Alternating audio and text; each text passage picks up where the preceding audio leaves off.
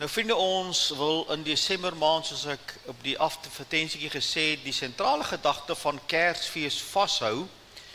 En as ek praat van die boodskap van Kersfees, is dit natuurlik nie die boodskap van Kersfees, nie, is die boodskap van Christus, nee, tydens die Kerstyd. So ons hou nie 'n boodskap van Kersfees nie, ons hou die boodskap van die koms van Christus. Maar ek wil so 'n paar boodskappe preek rondom die sentrale gedagte van Christus wat gekom het. En ek wil sommer so in die inleiding vir u sê, moenie ingetrek word by die wêreld se wanopvatting van die tyd nie. Die wêreld hardloop met alles weg, vriende, dit het 'n kommersiële nuttigheid geword en soveel mense by daaraan. Nou ek gee nie om as die wêreld daaraan byt of mense wat die Here nie ken nie, maar vir ons wat die Here Jesus ken, dat ons werklik nie sal toelaat dat geskenke en bome en partytjies en eet hierdie hoofgedagte oorheers nie. Mag die Here ons daarvan verhoed. Maar wil ek ook vir u sê, vriende, in hierdie tyd van die jaar is daar mense wat verdeeldheid saai rondom Kersfees. Moet ook nie daarbey betrokke raak nie. As ou nie jou toe kom op sy hakke skop of jou te sê, bewys my 25ste gebore, of jou boom is van die duiwel, of daar's altyd hierdie goed. Moenie by dit betrokke raak nie. Ek leer vir u en ek leer dit gereeld, stil bly is soms die beste antwoord. So moet ook nie daarby betrokke raak nie. Ons herdenk die koms van die Here Jesus. En ons gaan saam met ons kinders en ons families deur dit, en daarom bly vir ons die hoofsaak van alles. So kom ons gaan aan, en soos ek hier gesê het, gaan ons lees uit die eerste boek van die Bybel, en jy kan blaai na hoofstuk 3. Hoofstuk 3 uit die eerste boek van die Bybel.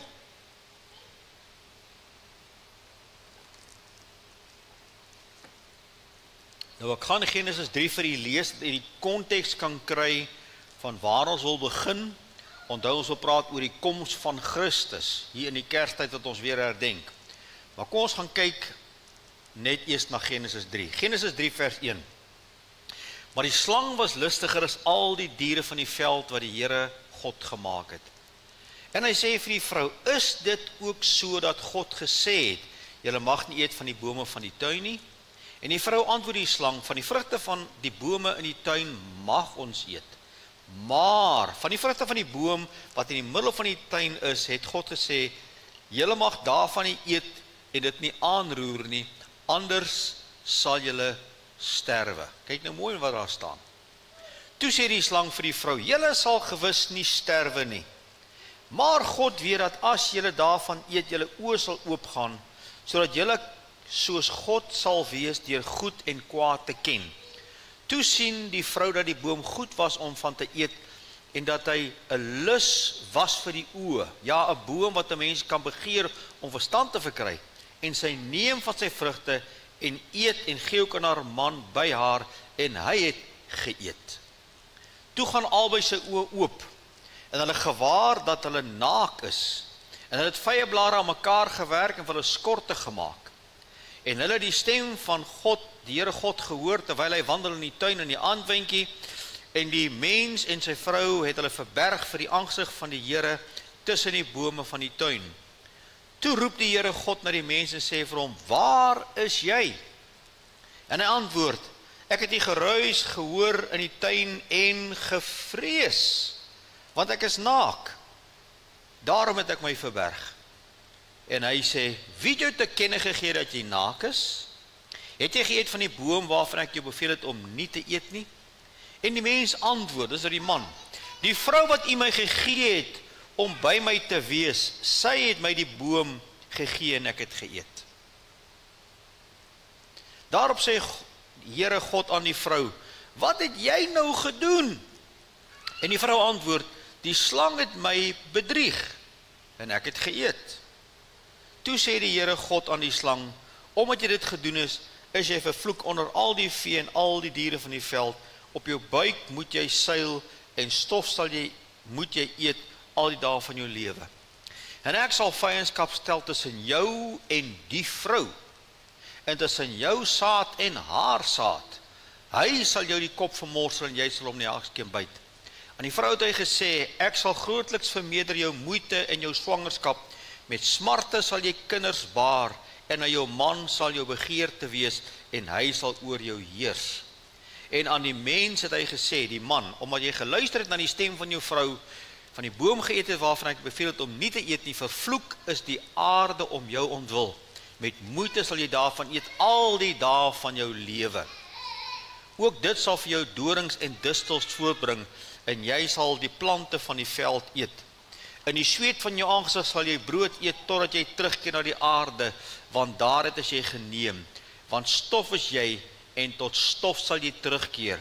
En die mens het sy vrou Eva genoem, omdat sy die moeder geword het van alles wat lewe.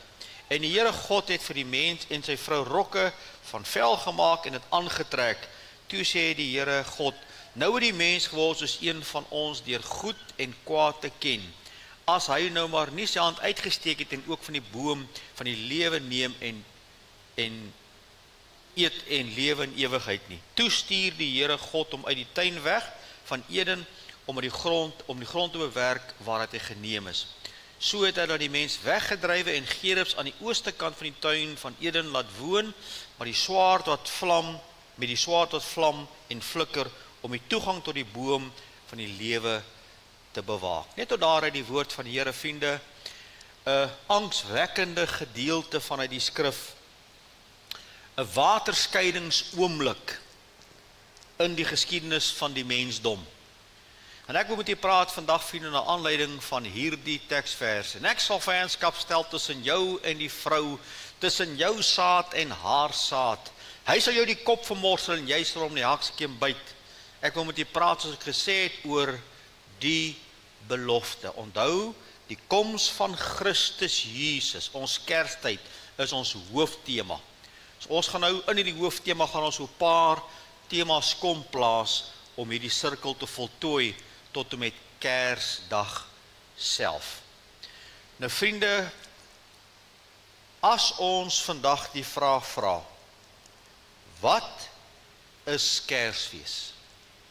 Wat is hierdie tyd wat u en ek na uitsien en gaan hou? Vriende, dit is 'n belofte wat waar geword het. So dis die eerste tema wat ek het vir vandag. Dis 'n belofte wat waar geword het. Nou vriende, as jy nou 'n bietjie terugdink in jou eie lewe, julle manne wat saam in die weermag was, hulle boek jou daarin vir 2 jaar. En vir die eerste 3 maande dink jy aan niks anders as net om te oorleef nie. Al wat jy doen, jy oorleef net. In jou tweede fase oorleef jy. En dan in jou tweede jaar gaan jy nou grens toe, jy word operasioneel. Wat hou die manne aan die gang op die grens? Help my. Die dag dat ek gaan uitklaar.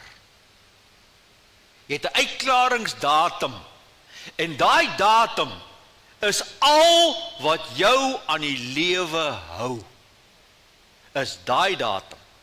En dan begin hy so ver lyk, dan kruip hy nader, en dan kom hy nader, en dan hou ons die 40 days, en dan loop jy daai dag af, en gaan gee jou goed in, en jy stap daar uit, en jy's klaar met hierdie manne.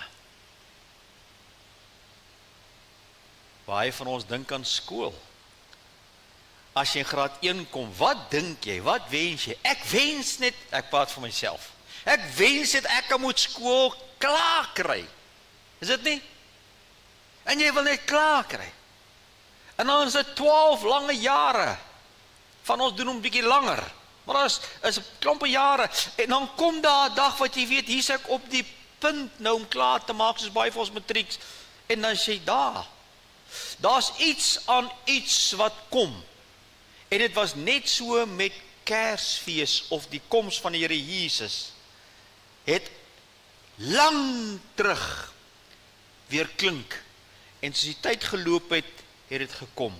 So ons staan stil hierdie tydperk by die belofte wat gekom het. Nou hulle praat in Genesis 3 vers 5, hy sê die kop vermorsel as die eerste evangelie. Hy praat van proto-evangelism, proto, met ander woorde, nog lang voor Christus gebore is daar reeds die evangelie Hy sal jou die kop vermorsel. Die tyd wat ons nou weer ingaan, die Kerstyd, die tyd van die koms van Christus, is 'n bewys en 'n herinnering dat God nog nooit die mens vergeet het nie. En dat God sy beloftes hou. En ons gaan vandag sien hoe dit gehou is.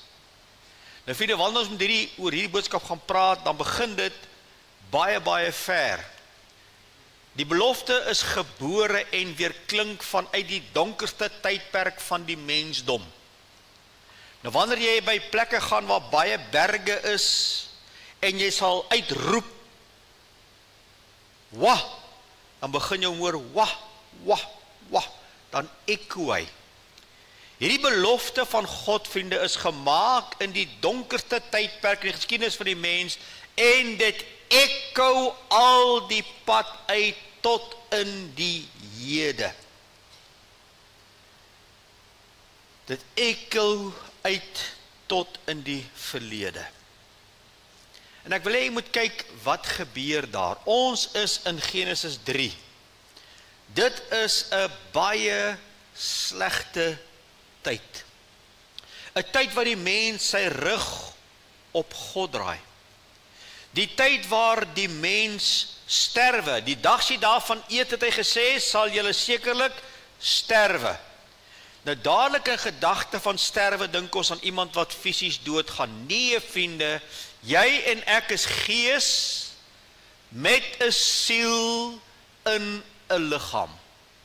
En die liggaam gaan terugkeer na stof. Maar die siel, gees gaan vir ewig en vir ewig lewe. Dis een van jou ooreenkomste as jy geskape is na die beeld van God. En daardie waarheid bly die grootste tragedie van alle tye. Die sondeval, die sterwe, die skeiding tussen God en mens, dis wat dood beteken. En daar kom hierdie geweldige groot skeiding, dis die tragieste van ooit. En in hierdie tyd van tragedie kom hierdie belofte. Ek sal vyandskap stel tussen jou, wie's dit? Die ou Satan en die vrou wat hy verlei en die vrou wat jy verlei het. Nou sê hy, tussen jou saad Satan en haar saad Eva. Nou sê hy, haar saad, hy sal jou die kop vermorsel en jy Satan sal hom in die haakskeen byt. Vriende, ek wil hê jy moet teruggaan saam met my in tyd. Dat toe ons hier kom en die val vind plaas, is dit 'n geweldige reperkussie vir die mens. In die eerste plek word hy van God geskei, dis hoekom hy sterwe. Want mense wat nog nie met die Here Jesus versoen is nie, is dood, al lewe jy. Jesus praat met sy kinders in Johannes 11, hy sê, julle wat aan my glo en sterwe, sal lewe, al het julle gesterwe. So wat hier gaan gebeur is, vriende, die dood tree in, maar saam die dood kom baie ander dinge.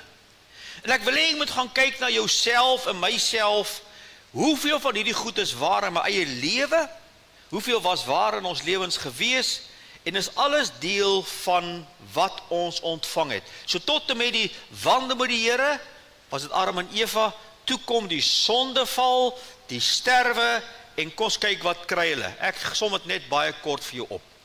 Jy kan die gedeelte gaan lees, jy gaan agterkom, hulle het gevrees. Vrees was nooit deel van die mens wat met God gewandel het nie. Dink gou 'n bietjie daaraan. Nooit deel van die mens nie. Rebellie, toe God hulle daaroor uitvra, toe rebelleer hulle. Nee, maar dit is die vrou wat jy my gegee het. En toe hulle daar moet kom waar hulle moet pa staan, toe is hulle hoogmoedig en trots en sê, nee, is nie my skuld nie. Is nie my skuld, dis God se skuld. En dan is daai verontskuldiging. Dis daai blaamspel wat die mens verlore laat. En vriende, ek en jy word almal hiermee gebore. Ons vrees dinge. As jy die Here nie ken nie, is jy in rebellie teen die Here. Nee, ek is nie in rebellie teen die Here nie. Ek steek nie my vuis op nie. Goed, is jy al gered? Nee. Het jy al by die Jesus eerste wil uitgekom vir jou lewe? Nee. Jy is in rebellie teen die Here. So rebellie is almal se deel. Hoogmoed. Dit is so moeilik om mense met hoogmoed by God uit te kry, want dit is die sonde van die duiwel. En soveel kerkmense sit vandag met 'n valse fundament en hulle is moedig, ek sal nooit bely dat ek 'n sondaar is nie. Hulle verontskuldig hulle self, hulle speel die blame, hulle is verlore. Vriende, dit het daar begin, en daai gedeelte was hulle realiteit, en nou spoel dit oor na jou en na my. Die woord leer vir ons baie duidelik, vriende, dit spoel nou oor na jou en my. Kyk nou mooi, Romeine 5 vers 12. Daarom, soos deur een mens, wie is daai mens? Adam. Die sonde in die wêreld gekom het, en deur die sonde die dood, skeiding van God, en so die dood tot alle mense deurgedring het, omdat almal gesondig het. Wie behoort aan hierdie groep? Ons almal. Ons almal is verlore. Ons is almal gesondig, ontbreek ons in die heerlikheid van God. Ons almal is onrein, sê Job, want daar kan nie 'n reine voorkom uit 'n onreine nie. Dawid sê ons is in sonde ontvang en gebore. Dis alles wat gebeur in die tuin van Eden. En ek wil hê jy moet nou mooi gaan kyk wat God doen. Toe die mens sy rug op God draai, kon God hulle net daar doodgeslaan het. God kon net daar sy rug hulle gekeer het en hulle vir altyd aan hulle lot oorgelaat het, maar hy doen nie. Na die sondeval, wat is die ding wat ons lees? So het hy dan die mens weggedrywe en die gerubs aan die ooste kant van die tuin van Eden laat woon, met die swaard wat vlam en flikker om die toegang tot die boom van die lewe te bewaar. Waarom het God nou hierdie verlore mense uit die tuin uitgedryf? Help gou my, wat was sy motief? Wat was agter hierdie aksie van God? Oordeel of liefde? Liefde. Hoekom? Want vriende, as die mens in sy staat van verlorenheid in die tuin gebly en het gaan eet aan die tweede boom, die boom van lewe, kon hulle staat voor God nooit weer verander word nie. Daarom, die liefde van God dryf hulle uit die tuin uit en bewaak die tuin om die boom van die lewe van hulle weg te hou, sodat hy iets vir hulle kan doen. En wat gaan hy vir hulle doen? Dis die belofte wat gekom het. Ek sal vyandskap stel tussen jou saad en haar saad, en hy sal jou die kop vermorsel en jy sal hom haakskeen byt. Na wat verwys hy daar as hy praat van die saad van die vrou? Vriende, nou moet jy mooi kyk. Die saad van die vrou begin met 'n stamboom. En as jy nou 'n bietjie gaan navorsing, as jy agterkom, daai stamboom loop af in 'n sekere stamboom, en hy kom tot op 'n punt en hy loop uit op een persoon. Ek gaan nie vir jou sê wie is dit nou nie, want later vir jou wys. Maar hy loop uit op een persoon. Daar's een saad wat uit hierdie bloedlyn gaan voortkom. Daai een saad gaan hierdie Satan se kop vermorsel. Wie is daai saad? Kom ons hoor gou. Dis Christus Jesus. Goed, so hy word wat Michael Card sing, en as jy wil, gaan kyk asseblief vir die liedjie op YouTube, gaan soek hom op. As jy ooit diep musiek vir geluister het, Michael Card se musiek, maar hy sing hier oor Christus as the Dragon Slayer. En hy word letterlik die een wat uiteindelik die Satan gaan oordeel en hom oorwin. En daarom is daar nou baie ander teksverse wat dit nou kan vir jou kan gee. Johannes 12 vers 31 sê, nou is die oordeel van hierdie wêreld, nou sal die owerste van die wêreld buite toe gedryf word. Hoor jy? Dis nou die tyd met Christus se koms, dis nou die tyd waar die owerste van die wêreld buite toe gedryf gaan word. Kolossense 2, 14 en 15, en hy die skuldbrief teen ons met ons insettinge ons vyandig uitgedelg en weggeruim deur dit aan die kruis vas te naal. Nadat hy, hoofletter, die saad, die owerhede en die magte uitgeklee het en hulle openbaar tentoongestel het, daardeur oor hulle getriomfeer. Van wie praat hy? Van die duiwel en sy demoniese koninkryk. Hy het hulle op die kruis getriomfeer. Hebreërs 2 vers 14, aangesien die kinders dan vlees en bloed deelagtig is, het hy, die saad, die saad van die vrou, het hy ook op dieselfde manier deelagtig geword, sodat hy deur die dood hom tot niet kan maak, wat mag het oor die dood, naamlik die duiwel. So vriende, hierdie geboorte van Kersfees kom van 'n belofte in 'n donker tydperk, die absolute donkerste tydperk van alle eeue. In daai chaos, in daai duisternis, in daai absolute warboel,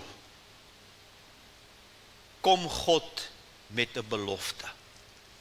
En ek wil vandag vir jou bemoedig, vriende. Dat soms kom u en ek op 'n plek in ons lewens waar ons lewens chaoties voel. Waar dit voel asof ek geen beheer het oor wat in my lewe gebeur nie. Soms is dit daai donker oomblikke wat aanbreek. En vriende, as ek teruggaan na die verhaal toe van die belofte, dan kom ek agter dat God begin soms die mooiste verhale in die donkerste tye van die mensgeskiedenis. En vra God om ook jou donker tye te kom omskep met die belofte van Jesus wat gekom het. Miskien het jy intussen die Here gevolg, maar jy het ook geluister na die stem van die ou Satan, en jy is vandag nie meer waar die Here wil hê nie.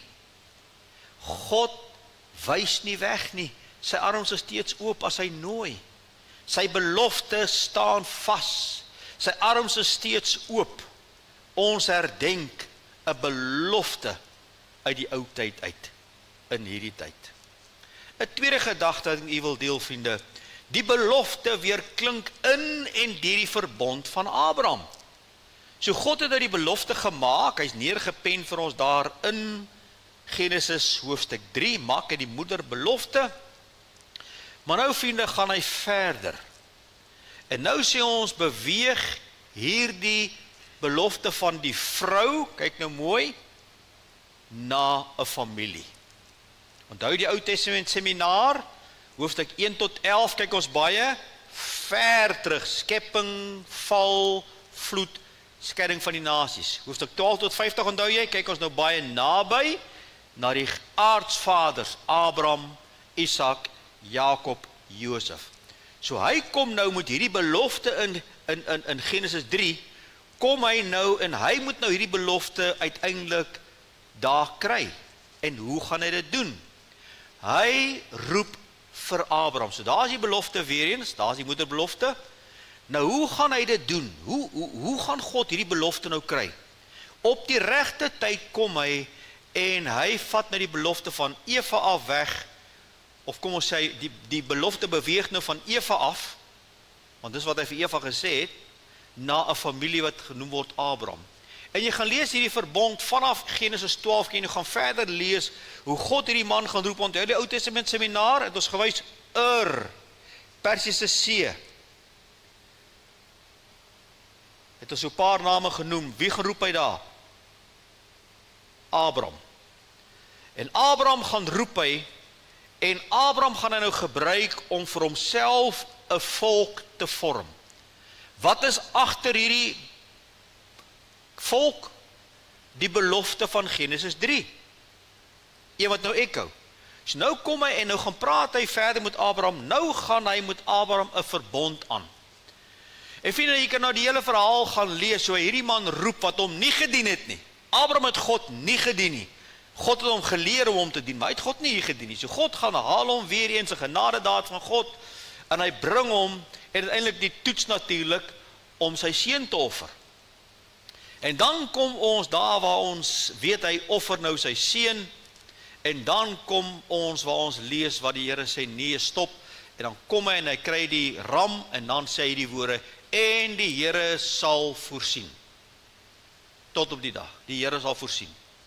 En nou vat ons die teksvers en ons sit om een kant, hulle sê, nee, maar ek staan hier op, ek het nou 'n nuwe kar nodig, want die Here sê in Genesis 22 vers 14, hy sal voorsien. Nee, dis nie wat daar staan nie. Daar staan, hy sal 'n lam voorsien. En ons weet hy die lam voorsien.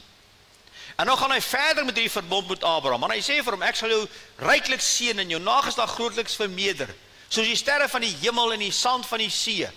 En jou geslag sal die poort van sy vyande besit neem. En in jou nageslag, luister mooi, in jou nageslag sal al die nasies van die aarde geseën word, omdat jy na my stem geluister het.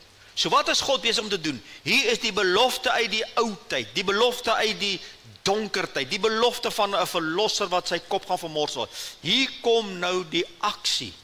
Nou gaan roep God vir Abraham. Hy gaan Abraham nou sy volk maak. En ek gaan nou vir die skrif wys. Die volk Israel behoort aan God. En enige wêreldmoondheid wat sy hand op hierdie volk sal sit sy hand op die eiendomsvolk van God en sal nie slaag nie. Inteendeel, wanneer jy teen hierdie volk optree, wanneer jy teen hierdie volk lelik is, wanneer jy teen hierdie volk dinge doen wat nie reg is nie, besoek God se ander kant jou. So as jy van my en jou gaan vra, wat gaan van hierdie land gebeur waar ons is, met hierdie regering wat hy maak met Israel, dan vir sê ek is te bang om daaraan te dink. Want ek wil nie aan die verkeerde kant kom van Israel nie. Hoekom nie? Omdat dit God se volk is. Jy kan anders glo, maar ek glo wat die Bybel sê. En die Bybel sê vir ons baie duidelik in Deuteronomium 6 of 7, vers 6 en 7, want jy is 'n volk heilig aan jou Here jou God. Die Here het jou uitverkies om uit al die volke op aarde sy eiendomsvolk te wees. Dis nie die Afrikaner nie, vriende. Dis die Jode. Dis die eiendomsvolk. Die Here het welgeval aan julle gehad en julle uitverkies, nie omdat julle meer as die ander volke was nie, want julle was eintlik die geringste van al die volke. Jy sien, waar begin hierdie volk? Met een gesin, Abraham. En dan is die verhaal van hom. So hulle is, dis hoekom God nou hierdie plan, want nou hier is die belofte, nou moet hierdie belofte nou in werking kom, so hy kry sy eie volk, en hulle is sy eiendomsvolk. Wat moet deur hierdie volk kom? Ek het al vir julle geleer, en ek gaan weer vir julle sê. In die eerste plek moet die woord van God deur hierdie volk kom. Die woord van God. Psalm 147 vers 19 en 20. Hy maak aan Jakob sy woorde bekend, aan Israel sy insettinge en sy verordeninge. So het hy aan geen enkele nasie gedoen nie, en sy verordeninge, die ken hulle nie. Wie ken die verordeninge van God? Israel. Nou sê mense by goed, maar hoe weet ons hierdie Bybel? Hoe weet ons hierdie Bybel? Is deur God saamgestel. Want dit is 'n Joodse dokument. Dit kom uit Israel uit. En soos God al hierdie briewe hierin geïnspireer het, het hy ook hierdie volk gelei om hierdie boek saam te stel. Dis wat Psalm 147 vers 19 en 20 sê, hy het dit aan geen ander volk gegee nie, aan Israel. Ook in staat gestel. Romeine 3 vers 1 en 2. Want wat is dan die voordeel van die Jood? Vraag. Of wat is die nut van die besnydenis? Groot in alle opsigte. Ten eerste, tog seker dat aan hulle die woorde van God toevertrou is. So, verstaan nie hoekom hierdie volk van God so belangrik is? Verstaan nie hoekom al die helse magte teen hierdie volk opstaan? Verstaan nie hoekom elke terroriste organisasie hier wil opstaan? Vriende, die Palestynë is, daai staat wat hulle in bly, is deur Israel gegee as deel van 'n ooreenkoms. En vandat hulle daai plek het hulle net een wens en begeerte om Israel uit te wis. Hoekom? Lig teen duisternis. So hoekom gaan hier die belofte in die ou tyd, moederbelofte, nou kry hy vlerke en hy kom deur hierdie volk. Die volk is 'n eiendomsvolk, dis sy eie volk. Hier kom die woord van God deur, maar hierdeur gaan ook die Joodse verlosser kom. Jesus was 'n Jood en hy sê dit baie duidelik. Daar by die put praat hy met die Samaritaanse vrou, sê julle aanbid wat julle nie weet nie. Ons aanbid wat ons weet. Luister mooi, want die saligheid is uit die Jode. Handelinge 3:25, en julle is kinders van die profete en van die verbond wat God aan ons vaders gesluit het, toe hy vir Abraham gesê het, en in jou saad sal al die geslagte van die aarde geseën word. Nou is dadelik die vraag, wie is die saad waarvan hy praat van Abraham? Paulus verklaar dit duidelik in Galasiërs 3 vers 16. Maar nou is Abraham die belofte toegesê en aan sy saad. Hy sê nie saade, as ons dit op baie sien nie, maar net op een, en aan jou saad, dit is Christus. Sien nie die pragtige verhaal, hoe hy omvou, soos 'n blom wat oopmaak, hier's 'n belofte, nie verwerp nie, 'n belofte, en nou kry die belofte, begin nou voete kry. En dit is 'n missionêre belofte, vriende. Hierdie belofte van hierdie seun was nie net vir Abraham en vir die Jode nie, dit gaan na die hele wêreld toe. Dis wat God uiteindelik beplan het, dat die hele wêreld met Jesus moet bekend wees, dat die hele wêreld geleentheid kry om die knie te buig voor Jesus. En dit sê hy sê die hele wêreld moet dit tot heil, al die nasies. Die opdrag in die Nuwe Testament is al die nasies. En ek en jy word geroep, vriende, om soos Abraham 'n seëndraer te wees. Vriende, jy is gered en ontvang die seën van die Here, luister mooi, om 'n seën te wees. As jy die Here Jesus aanvaar het en jy het 'n getuienis van redding, het jy die verpligting, sê Paulus, om vir ander hiervan te vertel. Petrus sê dat jy moet ten alle tye gereed wees om verantwoording te doen oor die hoop wat in julle woon. U en ek is soos Abraham gestuur om die wêreld te vertel van Christus deur woord en deur daad. Daar is so 'n klomp teksverse, ek gaan nie eens almal vir u nou lees nie. Maar hy sê dat ons moenie vuil woorde uitspreek nie, maar ons moet woorde spreek wat goed is tot die nodige stigting, sodat genade kan gee aan die wat dit hoor. Dit is wat God sê, deur jou en my wil hy die wêreld seën. Almal kan vloek, almal kan skel, almal kan skinder, almal kan sleg sê, maar ek en jy is soos Abraham geroep om woorde te bring wat met sout besprinkel is, sodat genade kan gee aan die wat dit hoor. Kolossense 3 vers 16, laat die woorde van Christus ryklik in julle woon, en dan sê hy, leer en vermaak mekaar, dan gaan hy aan. Dit is ons opdrag dat die Here deur ons die wêreld wil verander, mense wil bereik. Matteus 5:13, julle is die sout van die aarde, julle is die lig van die wêreld, en ons kan aangaan, julle is die aangename geur van Christus. Julle moet gaan goed doen aan almal, maar vir meestal aan die huisgenote van die geloof. En so gaan ons aan met hierdie boodskap. Hy het deur Abraham gekom, die saad is gebore, ons herdenk die saad. Jy is nou God se kanaal wat deur sy seun moet vloei, soos by Abraham. So daar's 'n belofte in die ou tyd gemaak, daar in Genesis, in die chaos. Daai belofte begin nou vlerke kry deur God wat vir hom 'n volk daarstel, die volk van Israel, wat vir ons die woord gaan gee, wat vir ons die verlosser gaan gee. En nou kom ek met my derde kort gedagte, vriende. Die belofte word begelei en bestuur deur profetiese akkuraatheid. Daar is die moederbelofte, en ek sal vyandskap stel tussen jou en die vrou, tussen jou saad en haar saad. Hy sal jou die kop vermorsel en jy sal hom die hakskeem byt. Hierdie belofte wat gemaak is in die chaos van die val, wat nou vlerke kry deur die Abraham, die volk van Israel, hierdie belofte word begelei, vriende, deur die totale akkuraatheid van God se profesie. Wat vir ons iets wil sê, kom ek gee vir die inligting hier, dan lees u saam met my hier. Teoloë wys daarop dat die Ou Testament meer as 300 profeseë bevat wat op die Messias wys. Luister nou mooi. 300 profeseë wat die Messias wys. Hierdie Bybelboek, die Joodse geskrif, is deur 40 skrywers geskrywe wat uit verskillende stand van die lewe uitkom, oor 1500 jaar. En in hierdie ding lees ons oor die geslagslyn, die profesie oor die geslagslyn, die plek van sy geboorte, hoe sy bediening gelyk, sy verwerping, sy lyding, sy dood, sy opstanding, sy hemelvaart, sy rol as koning. Alles lees ons in die profesie.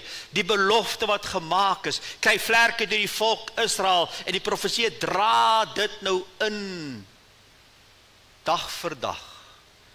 Die Bybelprofesie is ontsettend belangrik om hierdie belofte te verstaan. John MacArthur het gesê, I believe the Bible because its scientific accuracy, its prophetic accuracy, its historic accuracy and it experience accuracy. As jou lewe deur God se woord verander is, weet jy dit. Ek kan dit nie vir jou gee nie.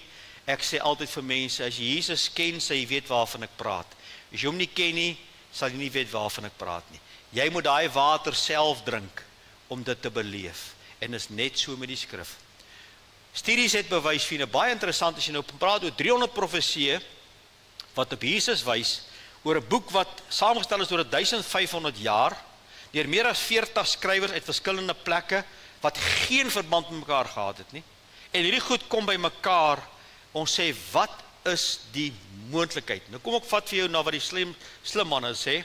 Hulle sê, wiskundig het hulle bereken dat die kans dat net 8 van hierdie profesieë, want daar is 300, die kans dat net 8 van hierdie toevallig op een persoon vervul kan word, wat is die kans daarvan? Kyk nou mooi, 1 tot die mag 17, of 10 tot die mag 17, dus so is 1 uit 10 met 17 nulle aan. Dus hoe moontlikheid is dat so iets kan waar wees oor so lang tydperk, soveel skrywers op een ou, net 8 profesie, sê dat die kans is 1 tot 17. Nou om dit vir mooi te verduidelik, wil ek gaan my nou opsit en gaan jy nou luister hier, so gaan nou vir jou opsit daar. Maar julle weet almal hoe groot is die Vrystaat. Almal weet hoe goed die Vrystaat, nee. So kom ons sê jy maak die Vrystaat 'n vierkantige blok, jy square hom soos jy D-square en jy maak hom 1 meter diep, groei hom uit, meter diep. En jy gooi hom vol R2 note, die hele Vrystaat. En in een R2 noot sit jy 'n rooi stiekertjie op. En jy meng hom in en jy tip hierdie baie groot stuk aarde, tip jy nou hierdie R2 note met daai enetjie met rooi op.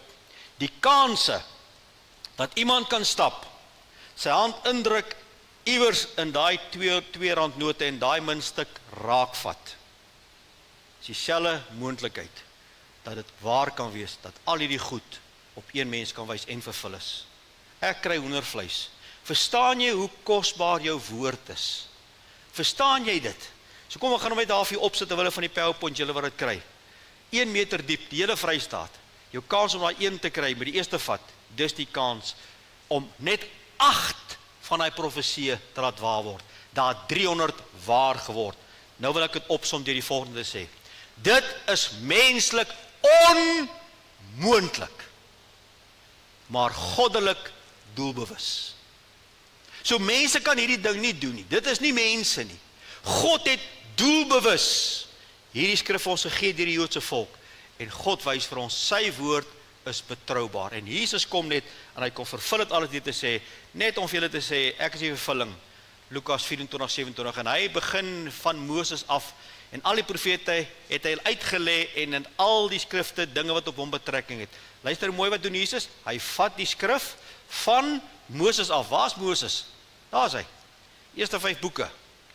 Vat hy van daar af, hy gaan deur al die boeke, die profeteboeke, en hy wys hulle die skrif wat wys na hom. Matteus 5:17, moenie dink ek het gekom om die wet of die profete te ontbind nie, ek het nie gekom om te ontbind nie, maar om dit te vervul.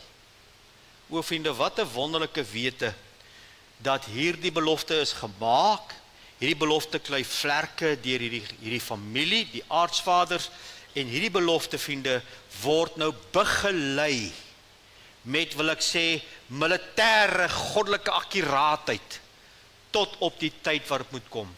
Jesus bly die spulpunt van die Bybel. Hy is die doel van die profesieë. Hy is die hart van God se verlossingsplan. En ek gaan nie lees nie, ek gooi dit op die PowerPoint as jy dit wil sien. Daar is 'n paar van die profesieë wat uitgekom het. Matteus 7:14, Jesaja 7:14.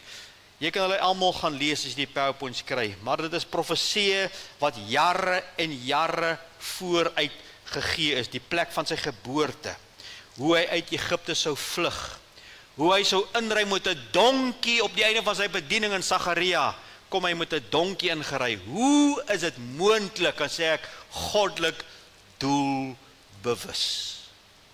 Ek wil jou vanoggend bemoedig en aanmoedig en vermaan, moenie hierdie woord ligtelik opvat nie. Maak erns met hierdie woord. Nee, maar doen my, ek verstaan nie die woord nie. Nee, jy sal nie, want dit is nie verstaanbaar in menslike begrip nie. Maar as jy die Here ontmoet het, En jy vra vir hom, Here, kom leer my u woord. En jy vra Gees, kom lei my u woord. En jy begin 'n Bybelstudent word, wat jou Bybel lees, sistematies lees, sal God vir jou al die pad vat en jou deurvat. Jy kan staan op die woord, vriende. En daar wil ek jou weer aanmoedig, terwyl ons hierdie waarheid vandag weer kyk, maak erns met die woord, want is God se. Die laaste gedagte, vriende, wat ek by hierdie belofte vind, die belofte van ouds word nou mens, en dit is presies wat ons nou sê. En ek sal vyandskap stel tussen jou en die vrou, tussen jou saad en haar saad. Hy sal jou die kop vermorsel, jy sal hom in die hakskeen byt. Wat gebeur nou hier? Daai belofte wat gemaak is in die duisternis van sonde. Daai belofte wat aan Abraham vasgemaak is met die verbond. Daai belofte wat nou deur profeseë geakkuraat bestuur word, kom op 'n dag waar God met ons is. En dis presies wat gebeur het, vriende. Ons God is die God wat naby gekom het. Is daar enige ander geloof waarvan jy weet wat se God na hulle toe gekom het? Wat se God 'n mens kom word het? Nee. Daarom is alle ander gelowe buiten hierdie een vals. Hulle is vals en hulle sal jou in die hel laat beland. Paulus het gesê, as iemand anders na julle kom met 'n ander evangelie wat ek verkondig het, laat hom 'n vervloeking wees. Vriende, Jesus kom word mens. Hy is God wat kom mens word. Die wonder van Kersfees is nie dat 'n kind gebore is nie, maar dat God self mens geword het. Die almagtige Skepper het nie van ver af probeer red nie. Dit gebeur mos nou so baie keer, ek so van ver af. Hulle bel my, nou sit ek daar in Timbuktu en dan sê hulle vir my, daar's nou 'n nood in die gemeente of daar's dood. Wat doen ek van ver af? Nou reël jy bel, jy reël, jy bel, jy reël, jy kom terug, jy reël dit van ver af. God het die ding nie van ver af gereël nie. God kom aarde toe as 'n baba. Kersfees is God wat kom mens word. En ons kan net sê wat die skrif sê, maar toe die volheid van die tyd gekom het, het hy sy seun uitgestuur. Op die regte tyd is Jesus gebore. Hy is nie 'n dag te vroeg gebore nie, hy is 'n dag te laat gebore nie. As jy die Nuwe Testament seminar nog gedoen, sê jy weet, God moes die regte taal in plek hê, God moes die paaie en die kommunikasiestelsels in plek hê, en binne bestek van 'n paar jaar het hy die hele destydse wêreld geëvangeliseer. Hy's gebore op die volheid van die tyd. Ek gaan dit nie vir julle lees nie, maar jy kan gaan lees, Matteus 1, kan jy gaan lees, daai hele gedeelte hoe daar vir hom gesê is, wat gaan gebeur, dat hy gaan hierdie vroutjie kry, en sy gaan swanger word, maar ek wil net vers 23 lees, hy sê, kyk, die maagd sal swanger word, en 'n seun baar, en hulle sal hom Immanuel noem. Dit is, as dit vertaal word, God met ons. Enige ander kerk, enige ander Christelike beweging, wat leer dat Jesus nie God is nie, is 'n dwaling uit die hel uit. Jesus is God wat kom mens word het. Dit word ook deur Johannes vir ons bevestig. In die begin was die woord, en die woord was by God, en die woord was God. En die woord het vlees geword en onder ons kom woon. En hy kom vol van genade en waarheid. Ek som op dit te sê, Jesus bring nie net die boodskap nie, hy is die boodskap. Verstaan jy kom Paulus sê, vir my is die lewe Christus en die sterwe wins. Jesus is nie, bring nie net 'n boodskap, hy is die boodskap. Hy bring nie net lewe nie, hy is die lewe. Daarom sê die woord, hy wat die seun het die lewe. Hy is nou mooi. Hy wat die seun nie, het nie die lewe nie. Nee, maar ek is gedoop, dominee, ek is gekatekiseer, ek is 'n predikant, ek is op die kerkraad. Vriend, as jy Jesus nie het nie, is jy verlore. Dis wat die woord sê. Jy moet gered word. Jy moet Jesus ontmoet. En dis die enigste mens wat dit kan doen. Sy naam is Jesus. O vriende, wat 'n plek het Jesus wat hierdie belofte kon vervul het vandag in jou lewe? Ek wil vir u vra, is hy die koning van jou lewe? Of moet hy kompeteer in jou lewe om die aandag en prioriteit te kry wat hom toekom? Of het al op 'n stadium gekom soos baie in baie verhoudings, jy maar terug staan en sê, "Oh, dan is dit maar wat dit is. Hy of sy wil my nie toelaat nie. Hy en sy wil nie op my pad loop nie." Waar staan jy vandag met hierdie koning wat kom mens word het? Regeer hy oor jou lewe? Is hy die rede waarom jy opstaan? Is hy die rede hoekom jy gaan slaap? Is hy die rede hoekom jy geld gee, tyd gee, energie gee? Is hy die rede hoekom jy glimlag en jy vir ander mense sekere dinge doen? Is hy die een wat die gesag het in jou lewe? Dink ek voor ek doen aan hom. Hy is die vervulling van die belofte. En dit is die boodskap van vandag. Die Kerstyd, die koms van Christus begin met die belofte. Die belofte. En die belofte sê, die belofte word gebore en weer klink vanuit die donkerste tyd van mensdom. Die belofte weer klink in en deur die verbond met Abraham. Die belofte word begelei en bestuur deur profetiese akkuraatheid.